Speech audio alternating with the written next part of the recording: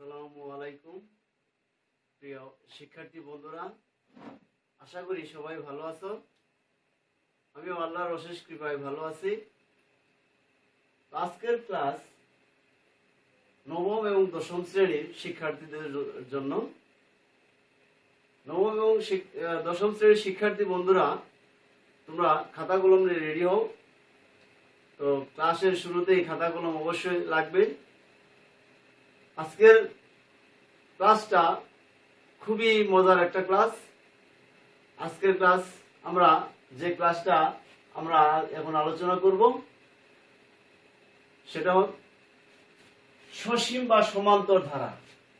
সসীম বা সমান্তর ধারা, আজকে ধারা নিয়ে আলোচনা করব আমরা। ধারাটা আসলে বিভিন্ন কাজে আমরা লাগে। যেমন আমরা অনেক সময় টেবিলে বই সাজাই, সাজানোর সময় কি করি, ছোট থেকে বড় বইগুলো নিচে দেই, তারপরে ছোট ছোট এইভাবে আস্তে আস্তে আস্তে ক্রমান্বয়ে সাজাই আমরা। ঠিক এই ধারার মধ্যে আমাদের রাশিগুলো আমরা সাজাবো আর কি। এই সাজানো রাশি নিয়ে আজকে কথা বলবো।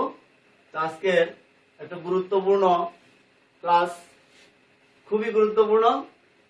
এই সমান্তর ধারা বা ধারা থেকে প্রত্যেক পরীক্ষায় প্রায় অঙ্ক আসে। পরীক্ষাতে অঙ্ক এখান থেকে প্রায় পরীক্ষাতেই থাকে, বেশিরভাগ পরীক্ষাতেই থাকে। এই জন্য আজকের ক্লাসটা খুবই গুরুত্বপূর্ণ এবং খুবই মজার। তো শিক্ষার্থী বন্ধুরা, আশা করি সবাই মনোযোগী হবে এবং তোমরা খাতা কলম নিয়ে সব ক্লাস পুরো ক্লাসটাই তোমরা উপভোগ করবে এবং লিখবে। তো শিক্ষার্থী বন্ধুরা, আজকে আমরা আসি প্রথমে সসীম বা সমান্তর ধারা। এই ধারা আলোচনা করার আগে আমরা একটা বিষয় এখানে আনতে হবে, যে ধারাটা কেমনে আসলে আসছে, কিভাবে আসছে, ধারাটা কোত্থেকে আসছে। তো এই ধারা আমরা আলোচনা করব। ধারাটা কিভাবে তৈরি হয়েছে আমরা এই শুরুর দিকটা আলোচনা করলে আমরা আরেকটা বিষয়ে আলোচনা করতে হবে, সেটা হলো অনুক্রম। অনুক্রমটা কি শিক্ষার্থী বন্ধুরা? অনুক্রম কাকে বলে এটা আগে ভালো করে বুঝে নাও। অনুক্রমটা কি? তো অনুক্রম প্রথমে আমরা আলোচনা করব। তো এখানে আমরা আলোচ্য সূচি যে দিয়েছি, যে আলোচ্য বিষয় আমি লিখেছি অনুক্রম প্রথমে, তারপরে ধারা, তারপরে সমান্তর ধারা, তারপরে ধারার সূত্রাবলী, গাণিতিক সমস্যার সমাধান, শেষে আমরা করব গাণিতিক সমস্যা। তো গাণিতিক সমস্যা করার আগে আমাদের এই বিষয়গুলো ভালো করে বুঝতে হবে শিক্ষার্থী বন্ধুরা। তো তোমরা অবশ্যই এই বিষয়গুলো ভালো করে শুনবে, মনোযোগী হবে এবং পুরো ক্লাসটাই তোমরা মনোযোগের সাথে দেখবে। তো দেখলে আশা করি যে সবাই ক্লাসটা ভালোভাবে বুঝতে পারবে, আমার বিশ্বাস। তো সবাই মজা করে দেখবে। এখন আমরা যে অনুক্রমটা আলোচনা করব, অনুক্রমটা আসলে কি? অনুক্রম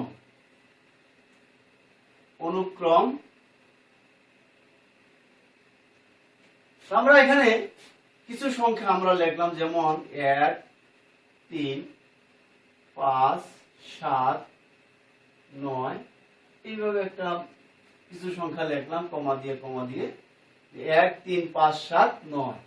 আবার লিখলাম 2, 4, 6, 8, এইভাবে আমরা লিখলাম। এখানে আসলে দেখো শিক্ষার্থী বন্ধুরা, এখানে 1, 3, 5, 7, 9 এরপরের সংখ্যাটা কি হবে? অবশ্যই আমরা বুঝতে পারতেছি এরপরের সংখ্যাটা কি হবে, কত হবে?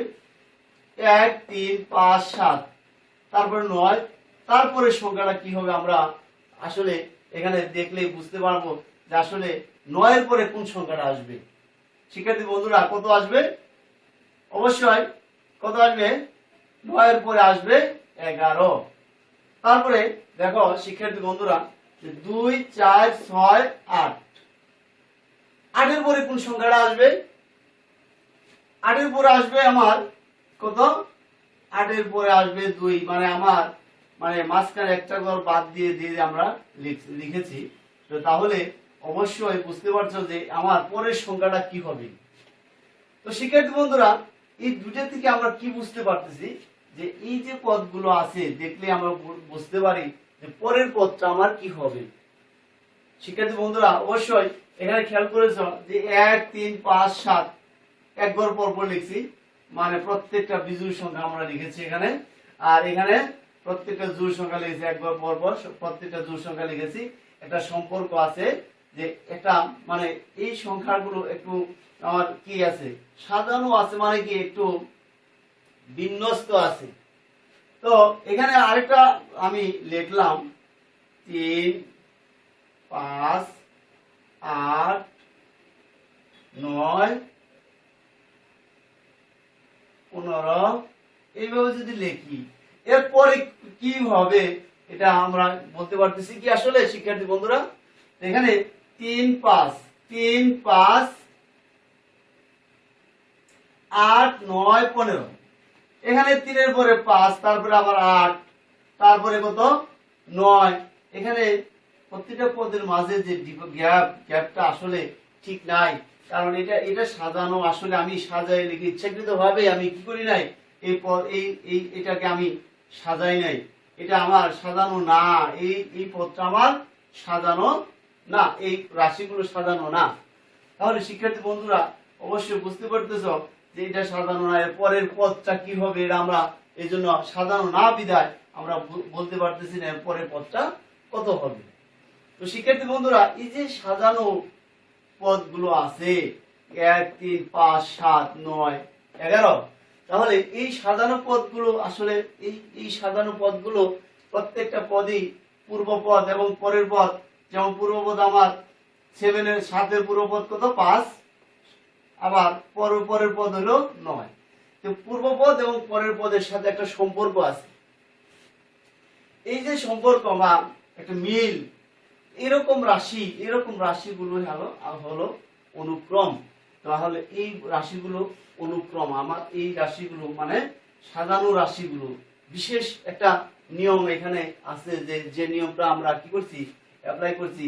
এই একটা বিশেষ নিয়ম প্রত্যেকটা মানে এই অনুক্রমের বেলায় একটা বিশেষ নিয়ম আছে, এটার বেলায় একটা বিশেষ নিয়ম এখানে বোঝা যাচ্ছে যে আমার মানে এখানে কি কি লিখছি, কি কি পদগুলো লিখছি, এই বিষয়গুলো আমরা বুঝতে পারতেছি, দেখলে বুঝতে পারতেছি। তাহলে এই যে সাজানোর পদ সাজানো রাশি, এই সাজানো রাশিগুলি হলো আমার কি অনুক্রম। তাহলে অনুক্রমের সংজ্ঞাটা কি হতে পারে শিক্ষার্থী বন্ধুরা?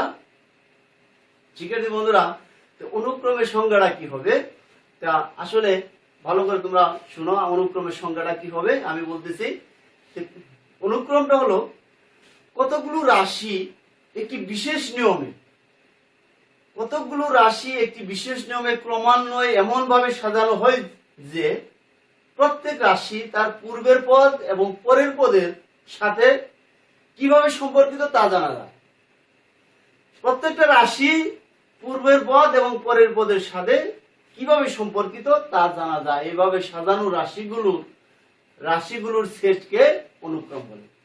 এইভাবে সাজানো রাশিগুলো মানে একটা বিশেষ নিয়মে সাজানো থাকবে, পূর্বের পদ এবং পরের পদের সাথে কি থাকবে একটা মানে পূর্ব পদ এবং পরের পদের সাথে একটা সম্পর্ক থাকবে। কিভাবে সাজানো তা আমরা দেখলে বুঝতে পারবো, পূর্বের পদ এবং পরের পদের সাথে কিভাবে সাজানো আছে এটা দেখলে আমরা কি জানতে পারবো, বুঝতে পারবো। এই জন্য এই জানতে পারা বা বুঝতে পারা এরকম রাশির সেটকেই অনুক্রম বলে। আমি একটু সহজে বলি, বিশেষ নিয়মে সাজানো রাশিগুলোর মানে কতগুলো রাশির বিশেষ নিয়মে সাজানো রাশিগুলোর সেট, বিশেষ নিয়মে সাজানো রাশিগুলোর সেটই হলো অনুক্রম। এটা আমি সংক্ষেপে বললাম, বিশেষ নিয়মে সাজানো রাশিগুলি হলো অনুক্রম। শিক্ষার্থী বন্ধুরা তো অবশ্যই অনুক্রম কি বুঝতে পারছো? তো আমার অনুক্রমের মাঝে অবশ্যই মানে কমা চিহ্ন থাকবে, অনুক্রম গুলো কমা চিহ্ন দিয়ে আমরা লিখবো। তাহলে এটা কি, এটা আমার অনুক্রম হয়েছে না, তো এটা সাজানো না, বিশেষ নিয়মে সাজানো না, যার কারণে আমার কি এই নিচে যে আমরা মুছে দিলাম এটা অনুক্রম নয়। তাহলে এই দুটো আমার অনুক্রম। তো শিক্ষার্থী বন্ধুরা আমি আরেকটা অনুক্রম এখানে লিখলাম যে 2 4 8 16। এরপরের পদটা আমরা শিক্ষার্থী বন্ধুরা এরপরের পদটা কি হবে একটু চিন্তা করে দেখো। এরপরের পদটা আমার কত হবে শিক্ষার্থী বন্ধুরা? 2 4 8 16। এরপরের পদটা হবে কত? অবশ্যই আমার প্রত্যেকটা পদ আমার এটার থেকে দ্বিগুণ বাড়ছে, ডাবল বাড়ছে। তাহলে 4 এর দিকে আমার এটা কি হয়েছে? দ্বিগুণ হয়েছে। 8 এর দিকে আমার কি হয়েছে? 16 দ্বিগুণ হয়েছে। তাহলে তারপরের পদটাও আমার 16 দ্বিগুণ হবে। 16 দ্বিগুণ হলে কত হবে? 32। শিক্ষার্থী বন্ধুরা অবশ্যই আমার মনে হয় তোমরা বুঝতে পেরেছ। তাহলে আমরা যে এই যে তিনটা অনুক্রম আমরা লিখেছি প্রত্যেকটাই বিশেষ নিয়মে সাজানো আছে। তাহলে এই বিশেষ নিয়মে সাজানো রাশিগুলোর সেটই হলো অনুক্রম। আমরা সহজেই বললাম যে বিশেষ নিয়মে সাজানো রাশিগুলোর সেট। অথবা আমরা আরেকটু যদি ভালোভাবে বলতে চাই তাহলে অনুক্রমটা হবে কি? কতগুলো রাশি একটি বিশেষ নিয়মে ক্রমান্বয়ে এমন ভাবে সাজানো হয় যে প্রত্যেকটি রাশি তার পূর্বের পদ এবং পরের পদের সাথে কিভাবে সম্পর্কিত তা জানা যায়। এভাবে সাজানো রাশিগুলোর সেটকে অনুক্রম বলে। শিক্ষার্থী বন্ধুরা অবশ্যই বুঝতে পেরেছ। তাহলে অনুক্রম বুঝতে পেরেছ। এবার আমরা আসব ধারাতে। অনুক্রম থেকে আমরা আসব ধারাতে। এখানে আমরা অনুক্রমের আগে লিখেছি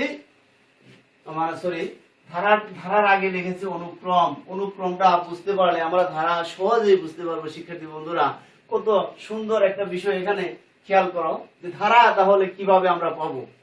তাহলে ধারা এখানে এই যে অনুক্রমগুলোর মাঝে যদি আমরা প্লাস চিহ্ন দিই তাহলে প্রত্যেকটা অনুক্রমই হবে একটা করে ধারা।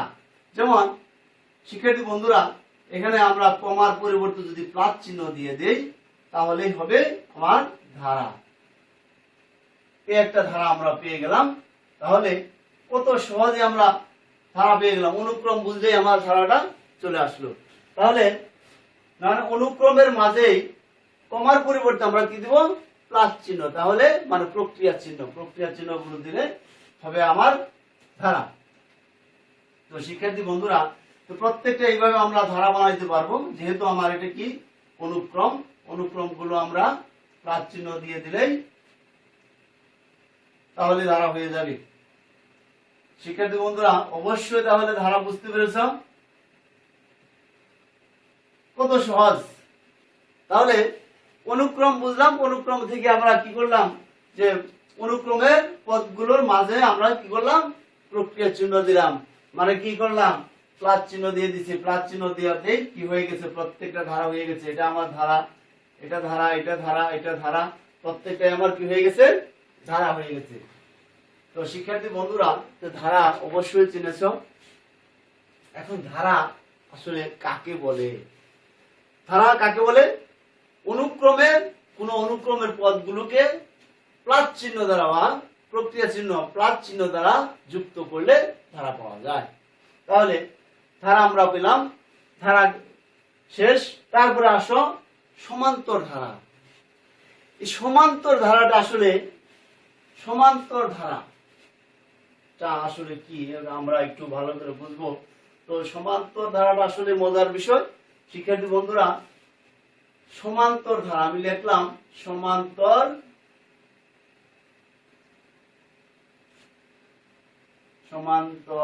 ধারা।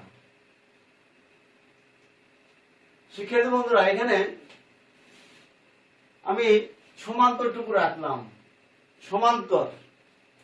সমান্তর মানে সমান্তরটাকে আমরা যদি ভাঙিয়ে দেই তাহলে কি আসে? সমযোগ অন্তর। সমযোগ অন্তর। সম মানে শিক্ষার্থী বন্ধুরা মানে সমান। আর অন্তর, এই অন্তরটা আসলে হৃদয় না, এই অন্তর হলো পার্থক্য। এখানে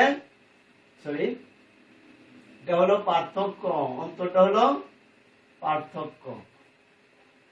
তো অন্তর আসলে এখানে হৃদয় হিসেবে ব্যবহৃত হয়েছে, বোঝা হৃদয় না, আমরা ধরে নিব এখানে অন্তরটা হলো পার্থক্য। শিক্ষার্থী বন্ধুরা, এই অন্তর পার্থক্য, সম অন্তর মানে কি? সম মানে সমান, সমান অন্তর মানে পার্থক্য, সমান পার্থক্য। যদি ধারার মধ্যে সমান পার্থক্য থাকে, যেমন আমরা যে ধারাটা লিখেছি এখানে, প্রথম যে ধারাটা আছে আমার, এই যে পদ, এই পদ আর এই পদ, এই দুইটা পদের মাঝে পার্থক্য কত শিক্ষার্থী বন্ধুরা? তিনের একের থেকে তিন, মানে তিনের থেকে যদি এক বিয়োগ করি আমার কত হবে? 2। 5-এর থেকে 3 বিয়োগ করলে হবে কত? 5-এর থেকে 3 বিয়োগ করলে 2। তারপর 7-এর থেকে 5 বিয়োগ করলে 2। 9-এর থেকে 7 বিয়োগ করলে 2। 11-এর থেকে 9 বিয়োগ করলে আমার 2। প্রত্যেকটা পার্থক্য আমার এখানে কত আছে? 2 2 করে আছে। তো পার্থক্য আমার প্রত্যেকবার আছে কি? 2। এখানে কি? সম মানে সমান পার্থক্য, সব সময় আমার কি পার্থক্য? সর্বদাই কি? সমান পার্থক্য। এই জন্য শিক্ষার্থী বন্ধুরা, তো সম পার্থক্য এখান থেকে আসছে আসলে সমান্তর, সমান্তর ধারা মানে সম পার্থক্য বিশিষ্ট ধারা। সম পার্থক্য বিশিষ্ট ধারাই হলো সমান্তর ধারা। এখানে এখানে এটাও পার্থক্য, দেখো তো খেয়াল করো শিক্ষার্থী বন্ধুরা, তাহলে এখানে 4-এর থেকে যদি 2 বিয়োগ করি আমার কত হবে? 2। 6-এর থেকে 4 বিয়োগ করলে হবে কত? 2। 8-এর থেকে 6 বিয়োগ করলে 2। 2 2 করে আমার পার্থক্য আছে প্রত্যেকটা মানে দুইটা পদের মাঝে। তাহলে এটাও আমার সমান্তর ধারা। এখানে শিক্ষার্থী বন্ধুরা এবার এখানে খেয়াল করো একটু, তো এখানে আমার পার্থক্য কিন্তু 2 2 করে নাই শিক্ষার্থী বন্ধুরা, এখানে পার্থক্য আমার 2 2 নাই। আছে নি শিক্ষার্থী বন্ধুরা? আছে কি? নাই। এখানে আমরা দেখতে পাচ্ছি যে 4-এর থেকে 2 বিয়োগ করলে 2 হবে, 8-এর থেকে 4 বিয়োগ করলে কত হবে? 8 হবে। তাহলে এখানে হলো 2, এখানে হলো আমার কত? 4। এখানে 16 থেকে 8 বিয়োগ করলে কত হয়? 8। এখানে কত হয়? 16। তাহলে আমার পার্থক্য কি? সমান না। তাহলে আমার এই ধারাটা আমার কি না? সমান্তর ধারা না। এই ধারাটা আমার সমান্তর ধারা না, এই ধারাটা অন্য একটা ধারা। অবশ্যই এই পরবর্তী ক্লাসে আমরা আলোচনা করব এই ধারা নিয়ে। তাহলে শিক্ষার্থী বন্ধুরা, এই ধারাটা আমরা দেখলাম, এটা ধারা কিন্তু সমান্তর ধারা নয়। তাহলে এই ধারাটা আরেকটা ধারা, সেটা আমরা পরবর্তী ক্লাসে আলোচনা করব। শিক্ষার্থী বন্ধুরা, অবশ্যই তোমরা মনোযোগ দিয়ে পরের ক্লাসটাও দেখবে, তাহলেই বুঝতে পারবে যে আমার এইটা অবশ্যই আমি একটু বলে রাখি, এটা গুরুত্ব ধারা। গুরুত্ব ধারা নিয়ে পরবর্তী ক্লাসে আলোচনা হবে। তো তাহলে আমরা আজকের ক্লাসে আলোচনা করব সমান্তর ধারা।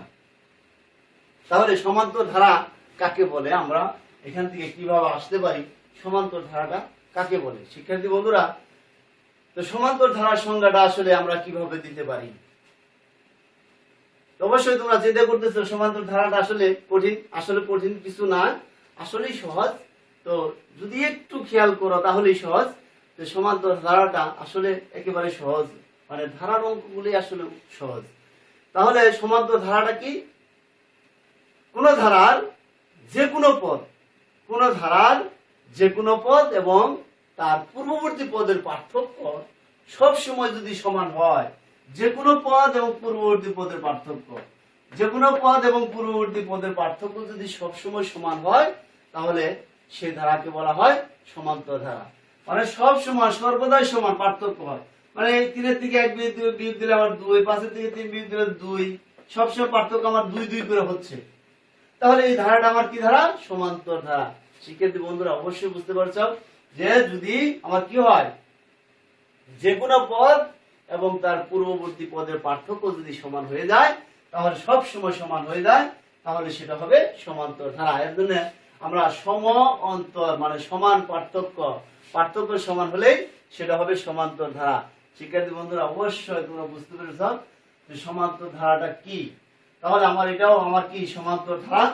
তাহলে এখানে এটাও আমার পার্থক্য সমান। এখান থেকে মানে 4-এর থেকে 2 বিয়োগ করলে আমার 2 হবে, 6-এর থেকে 4 বিয়োগ করলে 2 হবে, 8-এর থেকে আমার কি 6 বিয়োগ করলে 2 হবে। এটাও আমার কি ধারা? সমান্তর ধারা। শিক্ষার্থী বন্ধুরা, অবশ্যই তোমরা সমান্তর ধারা আমার মনে হয় পুরোপুরি ভাবে সুন্দরভাবে বুঝতে পেরেছো। বুঝতে কোনো সমস্যা হয়নি। তারপরে যদি সমস্যা থাকে অবশ্যই তোমরা আমার ফেসবুক আইডিতে কমেন্টস করে জানিয়ে দিবে, আমি চেষ্টা করব তোমাদের উত্তর দেওয়ার জন্য। তো শিক্ষার্থী বন্ধুরা, এবার আমরা আসবো আমরা আলোচনা করেছি অনুক্রম ধারা, তারপর সমান্তর ধারা। এবার আসবো আমরা সূত্রাবলী, ধারার সূত্রাবলী, ধারার সূত্র। তো ধারার সূত্র আসলে ধারার প্রথম পদ, যেটা আসলে ধারার প্রথম পদকে, আচ্ছা সূত্র আমরা লিখলাম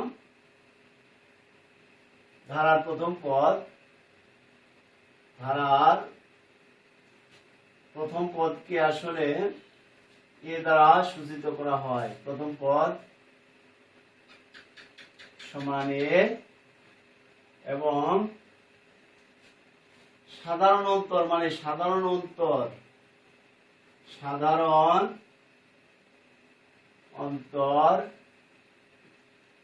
সমান ডি। সাধারণ অন্তরকে ডি দ্বারা প্রকাশ করা হয়। সাধারণ অন্তর ডি হলে ধারার প্রথম পদ এ এবং সাধারণ অন্তর ডি যদি হয় তাহলে কি হবে?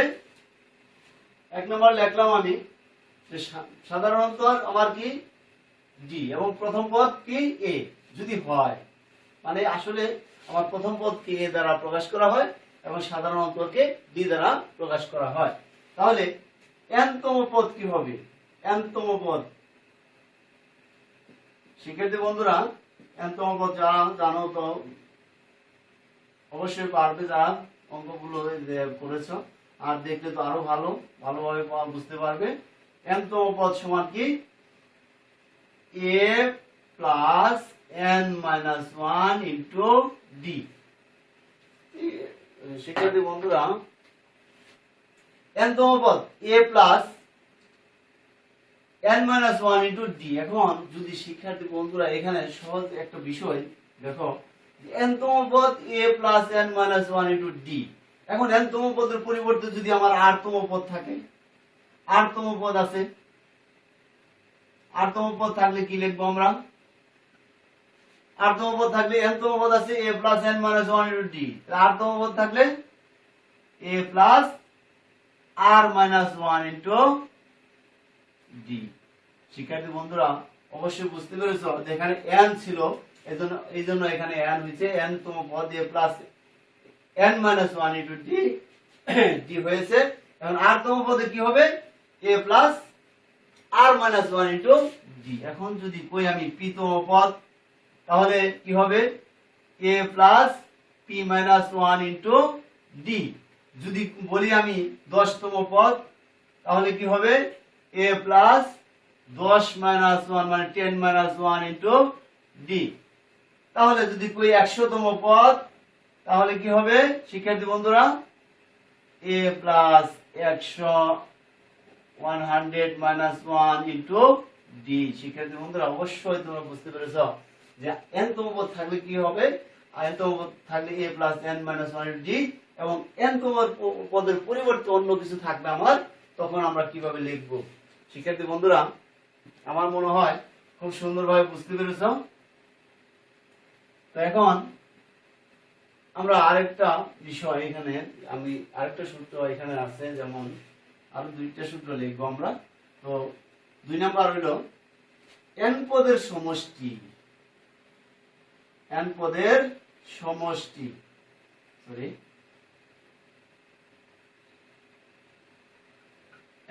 সমষ্টি সমান n/2 into 2a plus n-1 into D. n/2 into 2a plus n-1 into D.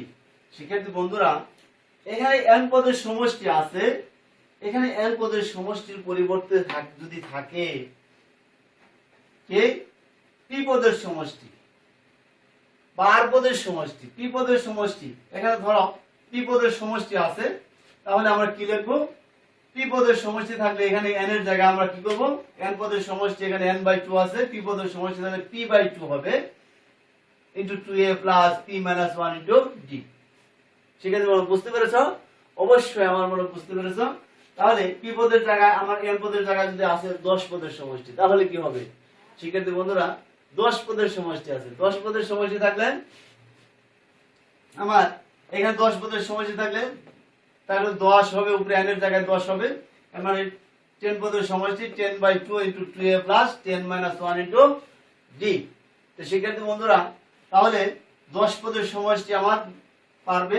এইভাবে যদি আমরা 10 পদের, 20 পদের, 100 পদের সমষ্টি কই, তাহলে n এর জায়গায় আমরা কি যে পদের সমষ্টি বলবো ওই পদটা লিখে দেব।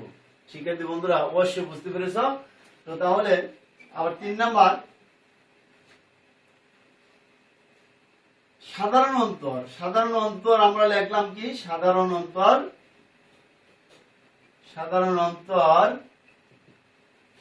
ডি সমান ডি, সাধারণ অন্তরকে ডি দ্বারা প্রকাশ করা হয়। ডি সমান কি? ডি সমান লিখবো কি আমরা যে কোনো পদ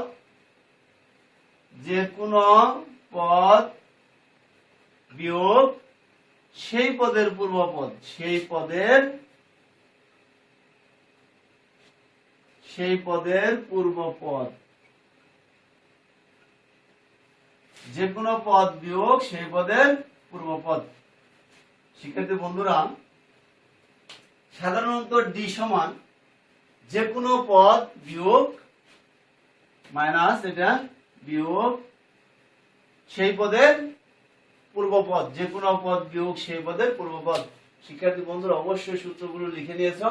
তো এই তিনটা সূত্র দিয়ে আমার এই মানে এই অনুশীলনী অঙ্ক, মানে এই সমান্তর ধারা অঙ্কগুলো হবে।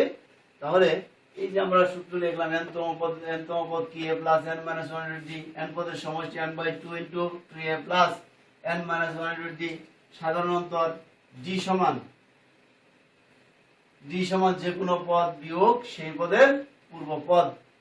তাহলে এই যে সূত্র, এই তিনটা সূত্র, মাত্র তিনটা সূত্র শিক্ষার্থী বন্ধুরা, তাহলে এই তিনটা সূত্র দিয়ে মজা করে অঙ্কগুলো করা যাবে। তো আসো এবার দেখো একটা অঙ্ক আমরা করব, কত সহজ অঙ্ক, দেখলেই বুঝতে পারবে। অঙ্ক আসলে করার পর বুঝবে যে আসলে অঙ্ক, ধারার অঙ্কগুলো খুবই সহজ। তাহলে শিক্ষার্থী বন্ধুরা আমরা একটা দাগ, এখানে আমি একটা দাগ লিখলাম 1 প্লাস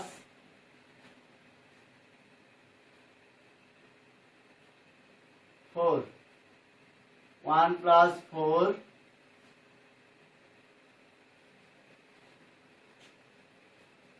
আচ্ছা 1 তারপরে লিখলাম, শিক্ষার্থী বন্ধুরা আমি কলমটা চেঞ্জ করে নিই। তো 1 প্লাস দিলাম, আমরা মনে করো যে 3 দিলাম, 1 প্লাস 3 প্লাস 5 প্লাস দিলাম 7 প্লাস 9 প্লাস 11 প্লাস দিলাম। এভাবে আরো অনেক সংখ্যা আছে, ডট ডট দিয়ে আমরা বুঝাইলাম যে আরো আছে, সংখ্যা আরো আছে। তাহলে আমরা কয়টা পদ লিখেছি? 1 2 3 4 5 6টা পদ আমরা লিখেছি। এখন যদি আমি বলি যে n তম পদের সূত্র লিখেছিলাম আমরা কি, n তম পদ সমান কি লিখেছিলাম? n তম পদ লিখেছিলাম a plus n - 1 into d। তাহলে শিক্ষার্থী বন্ধুরা দেখো এখান থেকে যদি আমরা, এখানে আমার আছে, এবার মনে করো 1 2 3 4 5, 5তম পদে ধরলাম, 5তম পদে আমরা বের করব। এখানে দেওয়া আছে যদিও, তারপরে আমরা এখানে একটু বের করব, দেখি সূত্র দিয়ে আমরা বের করতে পারি কিনা, আমার মিলে কিনা, সেই বিষয়টা আমরা দেখবো এখন। তাহলে ধরলাম 5তম পদ, এখানে আমার 5তম পদ কত হবে? তাহলে 5তম পদ আমরা লিখলাম, 5তম পদ দেখো শিক্ষার্থী বন্ধুরা 5তম পদ আমরা a আছে এখানে, তাহলে প্লাস দিলাম n - 1, মানে n মাইনাস কি, n এর জায়গায় কত আছে? 5, n তম পদ আছে n, 5তম পদ থাকবে কত? 5, মানে 5 - 1 ইনটু ডি। শিক্ষার্থী বন্ধুরা এখানে আরেকটা বিষয়, এই প্রথম পদ আমার কত, এখানে প্রথম পদ কত, প্রথম পদ আমার এ সমান, প্রথম পদকে এ দ্বারা প্রকাশ করা হয়, এ সমান কত 1। সাধারণত ডি সমান কত এখান থেকে পাবো আমরা, ডি সমান যে কোনো পদ বিয়োগ সেই পদের পূর্বপদ। তাহলে যে কোনো পদ আমার ধরো 3, 3 ধরলাম, 3 এর পূর্বপদ কত 1, তাহলে কত হবে 2। তাহলে এ এর মান পেলাম আমরা 1 এখানে, প্রথম পদ মানে ফার্স্ট পদ, প্রথম পদ। তারপর ডি এর মান পেলাম যে কোনো পদ বিয়োগ সেই পদের পূর্বপদ, এর মানে 2। তাহলে আমরা যদি এখানে 3 পরিবর্তে 7 লিখি, 7 - 5 লিখবো, তাহলে আমার কত হবে, 7 থেকে 5 বাদ দিলে 2ই হবে। শিক্ষার্থী বন্ধুরা তাহলে অবশ্যই বুঝতে পেরেছো আমরা জি কিভাবে বের করলাম। তাহলে এখানে আমরা যদি মান বসাই দিই, দেখো এর মান কত 1 প্লাস এখানে বিয়োগ করলে কত হবে 4, জি এর মান কত 2, 1 প্লাস ইনটু থাকলে আমার গুণন করতে হবে 4 দুগুণে 8, তাহলে কত হবে 4 আর 1 9। শিক্ষার্থী বন্ধুরা দেখতে পাচ্ছ যেখানে 9 আমার 1 2 1 2 3 4 5 পঞ্চম পদ আমার কি আছে 9 আছে। ধারার মধ্যে গ্যাপটা বেশি থাকে, এখানে আমার আছে 2 গড় গ্যাপ, যদি আমার 3 গড় গ্যাপ দিয়ে থাকে অথবা 5 গড় গ্যাপ দিয়ে থাকে, তাহলে তখন আমার এমনি হিসাব করে বের করতে খুবই কষ্ট হবে। কিন্তু আমরা যখন সূত্র প্রয়োগ করব, সূত্র প্রয়োগ করলে আমরা সাথে সাথে উত্তরটা পেয়ে যাব। শিক্ষার্থী বন্ধুরা অবশ্যই বুঝতে পেরেছো কিভাবে আমার সূত্র দিয়া n তম পদ নির্ণয় করতে পারি বা 10তম পদ, এইভাবে যদি 100তম পদ নির্ণয় করবো তো অবশ্যই তোমরা করতে পারবে। শিক্ষার্থী বন্ধুরা আশা করি খুব ভালো করে বুঝেছো। তাহলে শিক্ষার্থী বন্ধুরা এবার দেখো, এবার আমরা অনুশীলনে একটা অঙ্ক করব। অনুশীলনের অঙ্ক এখানে অনুশীলনে 13.1 মানে 13.1 এর অঙ্ক করবো আমরা, 13.1। তাহলে 13.1 এর অঙ্ক কি আছে, 13.1 দেখো শিক্ষার্থী বন্ধুরা 5 নম্বর আমরা মোটামুটি করে ফেলেছি, মানে এই যে অঙ্কটা করেছি ওইটার মতো সেম। তাহলে আমরা আমার কি আছে 6 নম্বর অঙ্কটা দেখো, 6 নম্বর অঙ্কটা বুঝতে পারবা, যেখানে বলেছে যে 8 + 11 + 8 + 11 + 14 + 17 প্লাস এইভাবে আরো আছে। তাহলে আছে 8 + 11 + 14 + 17। এই যে বলছে যে এই ধারাটির কোন পদ 392, এই ধারাটির কোন পদ 392, 392 পদ মানে 392 এই সংখ্যাটা আমরা কত নম্বরে গিয়ে পাবো। এভাবে মানে এই যে 8 11 14 17 এর পরে পদ লিখবো, এর পরে পদ লিখবো, এর পরে পদ লিখবো, এর পরে পদ লিখতে লিখতে লিখতে লিখতে আমার এই কত নম্বরে গিয়ে, কত সংখ্যা মানে কত নম্বরে গিয়ে আমরা 392 পাবো। মানে এটা বের করতে বলছে যে কোন পদ মানে কততম পদ, এটা বের করতে বলছে যে কততম পদ আমার 392।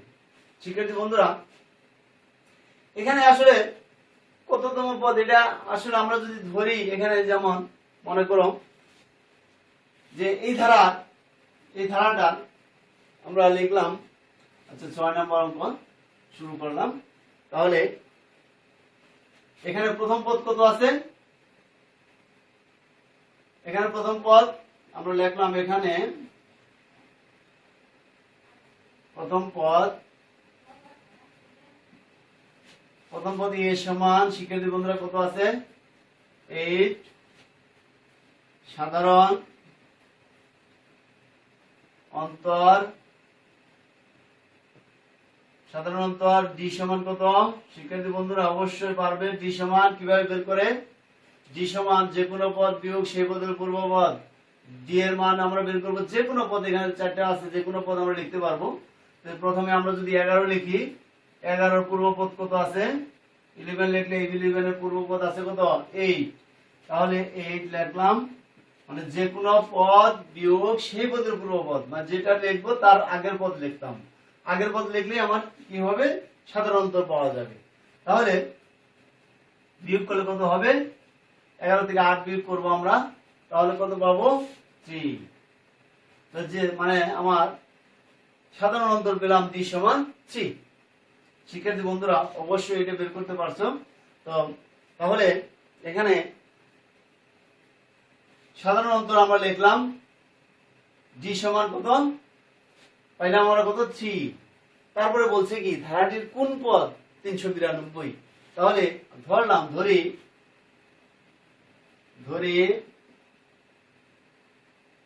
nতম পদ সমান 392। আমরা ধরলাম nতম পদ 392। nতম পদ মানে কোন পদ কইছে কোন পদ 392। আমরা ধরলাম কত nতম পদ 392। এখন n এর মান যদি বের করতে পারি আমরা তাহলে nতম পদ যদি n এর মান 10 বের করতে পারি তাহলে 10তম পদ 392 পাওয়া যাবে। তাহলে তো আমার n এর মান আমরা বের করব, n 10 হোক যাই হোক, তাহলে n এর মানটা বের করলে আমার অঙ্কটা হবে। তাহলে শিক্ষার্থী বন্ধুরা আমার নিচে জায়গা কম এই জন্য মুছে দিলাম।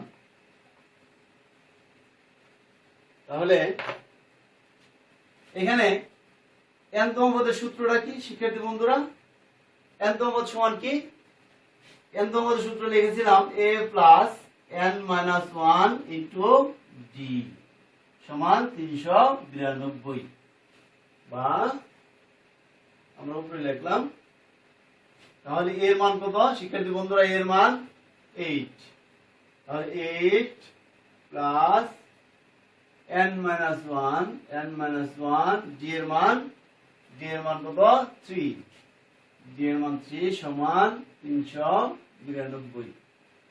শিক্ষার্থী বন্ধুরা অবশ্যই বুঝতে পারছো 8 প্লাস এটা গুণন করব, ইনটু সম্পর্ক আছে। তাহলে 3 দিয়ে n এর গুণন করলে 3n, 1 এর গুণন করলে প্লাস এ মাইনাস এ মাইনাস 3 কে 3 মানে 3 দিয়ে 1 এর গুণন করলে 1 দিয়ে 1 এর গুণন করলে 3 কে 3 তাহলে 392। বা তাহলে 8 আর আছে এখানে কত 3, 8 এর থেকে 3 বিয়োগ করলে কত হবে 5।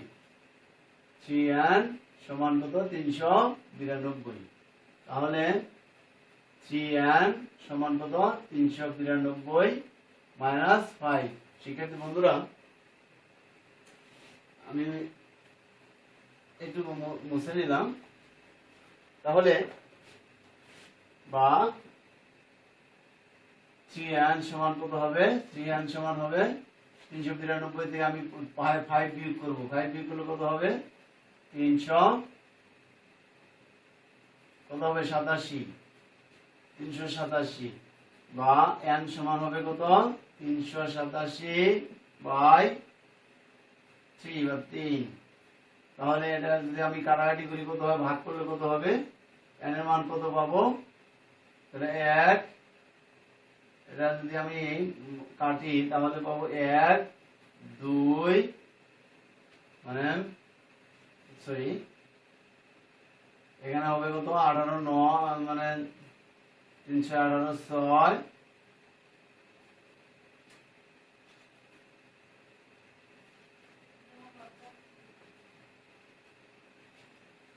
তাহলে একবার সরি 3 গুণে 6 3 গুণে 6 তাহলে হবে কত? তাহলে 2 3 9 27 129। শিক্ষার্থী বন্ধুরা অবশ্যই বুঝতে পেরেছো আমি 3 দিয়ে প্রথমে কি হয়েছে 3 এর ভাগ করছি, 3 এর ভাগ করলে কত হয়েছে 1। আবার 3 দিয়ে ভাগ করছি 8 এর ভাগ করলে 3 8 এর মধ্যে কয়বার যায় 2 বার, 3 গুণে 6 থাকলো কত 8 এর থেকে 6 বার বিয়োগ করলে থাকে 2 ধরছি আমি 7 এর আগে তাহলে কত 27। 27 এর মধ্যে 3 কয়বার যায় 3 9 27 9 বার। শিক্ষার্থী বন্ধুরা অবশ্যই বুঝতে পেরেছো আমি কিভাবে কাটাকাটি করেছি। তাহলে 129 পাইলাম আমরা কত 129। n এর মান পাইলাম আমরা কত 129। শিক্ষার্থী বন্ধুরা তাহলে nতম পদ পাইছি আমরা। সুতরাং ধারাটি আমরা ধরছিলাম nতম পদ 392। তাহলে n এর মান পাইলাম কত 129। তাহলে 129তম পদ 129তম পদ 392। শিক্ষার্থী বন্ধুরা অবশ্যই বুঝতে পেরেছো তাহলে 129 উত্তর উত্তর কি পাবো আমরা? উত্তর পাবো 129তম পদ। শিক্ষার্থী বন্ধুরা, তাহলে এটা তোমরা অবশ্যই বুঝতে পেরেছ। আমার মনে হয় যে না বোঝার এখানে কোনো কিছু আছে। তাহলে এইভাবে আমরা যদি মানে অঙ্কগুলো করি এখন, তাহলে সহজেই হয়ে যাবে। আমরা সূত্র বুঝেছি, ধারা বুঝেছি, ধারা বুঝলে আমার ধারার অঙ্কগুলো একেবারে সহজ হয়ে যায়। ধারা যদি বুঝে কেউ, তাহলে অঙ্কগুলো একেবারে সহজ হয়ে যাবে ধারা সূত্র বুঝলে। তাহলে আমরা ধারা বুঝেছি, ধারা সূত্র বুঝেছি, তাহলে অঙ্কগুলো পারবো আমরা। শিক্ষার্থী বন্ধুরা, এখন তোমরা বাড়িতে যে কাজগুলো করবে, এখানে 5, 6, 7 এই 3টে অঙ্ক করবে। তোমরা বাড়ির কাজ বাড়িতে প্র্যাকটিস করবে। তোমার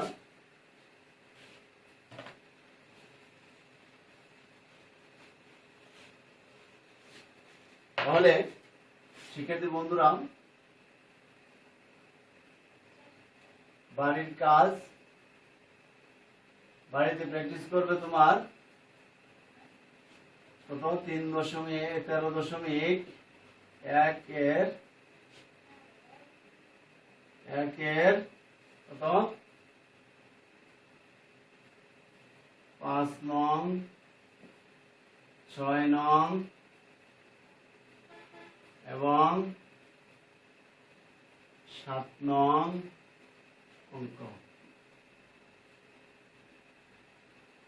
আমরা এই 7 নং মানে 5 নং, 6 নং এবং 7 নং এই 3টা অঙ্ক তোমরা বাড়িতে করবে এবং সূত্রগুলো আবার তোমরা কি করবে? রিভিশন দিবে।